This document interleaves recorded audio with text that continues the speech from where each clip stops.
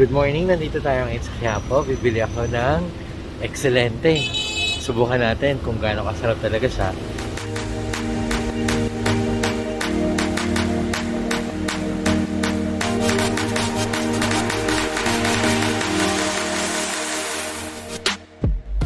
So, tingnan natin ang laman ng box. So, pag in-open natin siya, may two things tayo makikita. First, of course, is the ham na binili natin, which tikman natin maya-maya.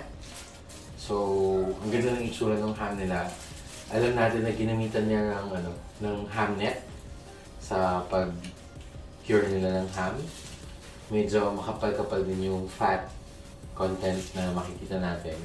So, this actually balances yung flavor. And aside from the ham itself, we have their sauce. Ang ganda ng itsura ng sauce nila, oh. Tikman natin kung anong lasa ng sauce na to. Ang ganda ng itsura niya, oh. Diba? Glistening. Yan. Ganun sa taas. So, kaya siya ninet kasi hindi siya isang bone slab or isang piece. Ninet siya para ma-form siya kung ano yung gusto ng form. Normally, ang ham natin is bilog. Can't get enough ng smell. So, mag-slice na tayo. Ito na. Yun. So, medyo may laban ng konti yung slice. Pero look at that. Very pink sa loob. Ayun. You can see very pink. This is fresh from Excelente. May familiar siyang amoy when I was growing up, Chinese school. Yun yung flavor na alamin natin itong lasa. So mag-slice tayo ng manipis na slice. Tapos titikman natin.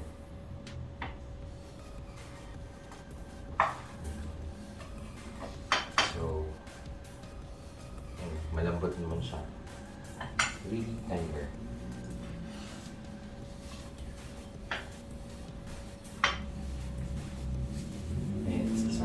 Let's get a fork.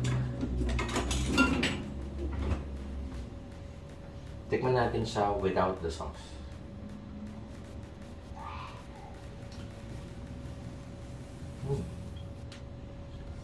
Sulit talaga siya.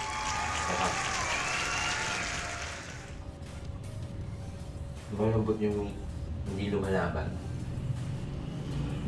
Yung sweetness na hindi exaggerated, hindi katulad ng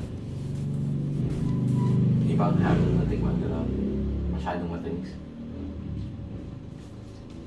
Yung balance ng saltiness niya masaya, hindi overpowering, hindi nag-i-stay sa bibig.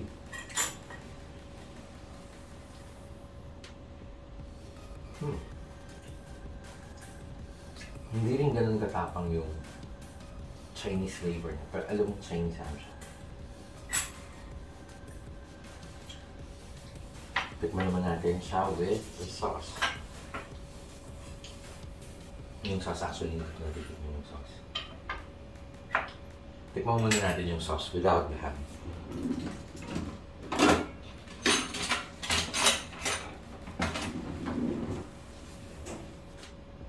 So, pag tinignan natin, ito yung consistency niya. Parang siyang honey yung dating. So, nireduce down. Mas napaka-smooth, napaka-clear. So, talagang meticulously prepared yung sauce. So, tikman natin. Not much.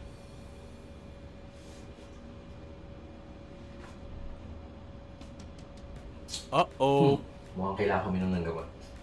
After kong tinikman yung sauce. Yung sauce na masarap siyang gamitin pang glaze. It's too sweet for me, so mamaya ako gawin. Pero tikman natin yung ham with the sauce. Konti lang kasi alam ko na yung lasa ng sauce. Ham with the sauce.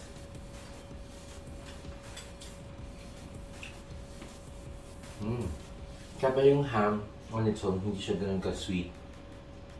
Kasi ibibigay ng sweetness ng sauce na kasama. Pero for me, since diabetic ako, okay na sa akin yung sweetness ng ham itself. Pero syempre, pag pinipare natin sa family natin, depende sa preference ng family. Kaya cook for family. So, gagawin natin siya sa preference ng family natin. Pero, to rate thus far sa mga natikman kong ham, ito pa rin yung benchmark. Kaya, aalamin natin ngayon paano natin gagawin ang home-cooked version ng Excelente Ham. Stay tuned!